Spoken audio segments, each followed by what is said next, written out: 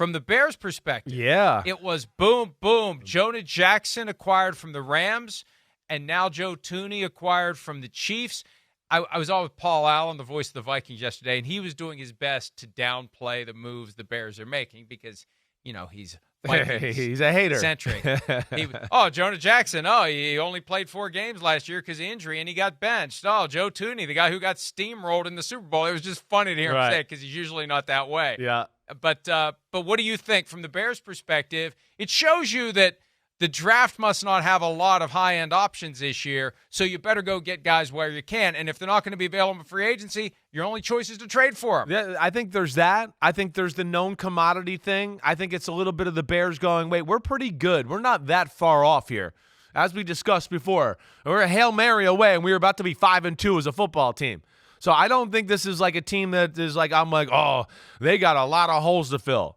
Right? And number one thing, and this is where I like what they've done, is what Ben Johnson's recreating. He's trying to recreate what he had in Detroit a little bit. We're going to be so big and powerful. The first thing you're going to have to do, forget worrying about DJ Moore and our awesome quarterback and Rome Odunze. You're going to have to worry about getting overpowered up front. And then that's going to make Rome Odunze and our awesome quarterback and DJ Moore look more awesome, right? That's what they're trying to do.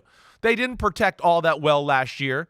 They have a quarterback where, like a Mahomes, if he just has a little room in front of him, he doesn't need the best tackles in football because he can move and find the holes, right? Now, he doesn't need like what we saw in the Super Bowl at left tackle with Mahomes because nobody can survive that.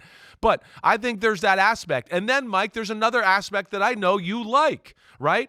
Where was Jonah Jackson right before he went to the Rams for the 1 year? He was with Ben Johnson in Detroit. So now that's a culture setter, and he knows the offense, and he can tell the offensive line what to expect from Ben Johnson. Joe Thuney, he's got a little history with Ryan Poles, the GM there in Chicago. So there's that there as well. So and then Braxton Jones at left tackle played pretty good last year. Darnell Wright, their first-round pick from a few years ago at Tennessee, he played pretty good last year. He was solid.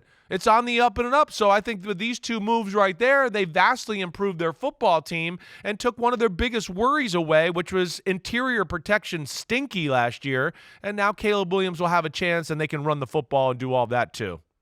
Yeah, it's the key. The offensive line gets overlooked because when it's working well, we pay attention to the quarterback, the running back, the receivers, the tight end. Yeah. When it's going poorly, we know because the offense can't do anything. And that was one of the factors last year, and this is part of the effort by the Bears to come in and be aggressive to make their team better as quickly as possible. And you're right, the connective tissue, the past relationships, you don't have to make a prediction or a bet based upon information. Right. You have your own assessment based upon working with someone for whatever period of time it is. It doesn't take long to be in the same building with someone to have an idea of what they're all about and who they are and what their character is and what they bring to the table, how hard they work, how hard they don't work. Just being around them, it doesn't take very long to figure that out. Hi, it's Mike Florio. Thanks for watching PFT on YouTube. Hit subscribe for the latest news and analysis from Pro Football Talk.